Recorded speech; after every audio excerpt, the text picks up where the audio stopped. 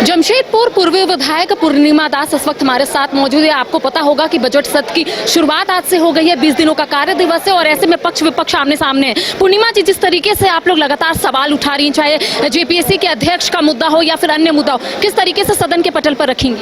बस यही कहना चाहूंगी, जो लगातार परीक्षा पेपर जो लीक हो रहे हैं, ये तो सरकार की विफलताएं हैं, जिसके वजह से लगातार राज्य में परीक्षा प्रश्न पत्र जो है वो लीक हो रहे हैं। 10वीं जैसे जैक जो निम्न स्तर का परीक्षा कहलाता है, अगर वही परीक्षा लीक होने लगे तो आप समझ लीजिए कि आपकी जिम्मेदारी कहाँ है, आप कहाँ हैं। जिस वजह से आपने वोट लिया था, आम जनता ने आपको पहुँचाया था, और आप अब कहाँ पे हैं, ये देखने की जरूरत है। हमारे बच्चों के भविष्य से खिलवाड़ हो रहा है, उनके अभिभावकों के भावनाओं से खिलवाड़ हो रहा है, क्योंकि ये अपने बच्चों को बड़ी आस के साथ कि पढ़ने के लिए भेजते हैं। कोई बर्तन धोकर अपने बच्चों को पढ़ने के लिए भेजता है, कोई मजदूरी करके अपने बच्चों को पढ़ने के लिए भेजता है, और पता चलता है इनके इतने हमारे अभिभावक भी अपनी जिम्मेदारी का पालन कर रहे हैं, बच्चे भी अपनी जिम्मेदारी का पालन कर रहे हैं अपनी परीक्षा ईमानदारी से देने के लिए, पर हमारा सरकार, हमारे अधिकारी कब अपनी जिम्मेदारी के पालन करेंगे?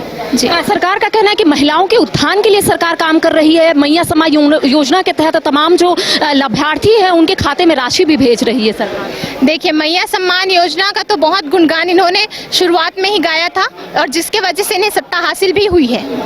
तो मैं तो यही कहूँगी, अगर आप मैया सम्मान योजना का वादा सभी महिलाओं से कर रहे हैं तो उन्हें दीजिए भी।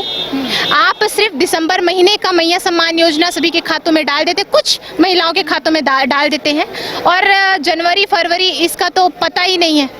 अब मार्च का ये बोल रहे हैं कि एक साथ 7500 रुपए दे देंगे, तो हम तो कहेंगे जितने पेंशन 6 महीने रुके थे हमारे वृद्धाओं के, आप वो भी एक साथ दे दीजिए। अच्छा पूर्णिमा जी, क्षेत्र की कौन सी समस्या आप उठाएंगे, क्योंकि पहली बार है आप सदन में आए? जी, क्षेत्र की तो सबसे बड़ी समस्या जो मेरे समक्ष आ रही है वो है जिसको द्वारा जो पानी का कनेक्शन के लिए जो चार्ज लिया जा रहा है, वो बहुत भारी चार्ज लिया जा रहा है, क्योंकि वहाँ रहने वाले बस्ती निवासी हैं, और जल जो है वो सभी के जीवन का एक अहम हिस्सा है, जिससे जीवन मिलता है सभी को।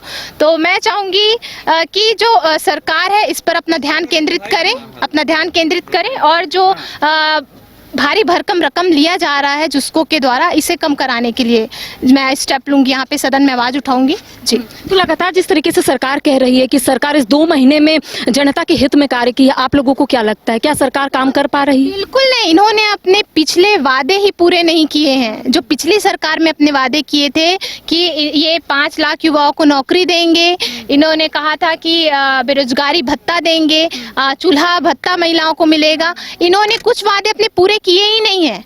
और इस मैया सम्मान योजना को लेकर जब ये चुनाव जीत जाते हैं तो फिर यही रवैया ये अपनाने लगते हैं। जी, सरकार ने आज एक कोट किया, उनका कहना है कि नेता प्रतिपक्ष नहीं होने की वजह से बहुत दिक्कत हो रही है। बिल्कुल नहीं, आप का मुझे नहीं लगता नेता प्रतिपक्ष की जरूरत हर एक जगह पर लगेगी।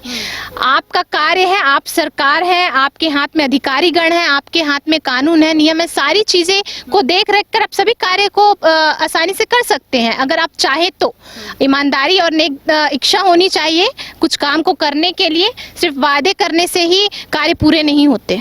तो देखिए, इस वक्त हमारे साथ विधायक पूर्णिमा दास जी मौजूद थी, जिनका स्पष्ट रूप से कहना है कि सरकार ने अब तक कोई भी कार्य ऐसा नहीं किया है। सरकार लगातार ये कहती है कि महिलाओं के उत्थान के लिए सरकार कार्य कर रही है, लेकिन इनका कहना है कि सरकार जुमलेबाजी कर रही है, सरकार कुछ भी नहीं कर रही है। फिलहाल कैमरा सहयोगी नूतन के साथ करिश्मा सिन्हा, न्यूज़ 22 रांची।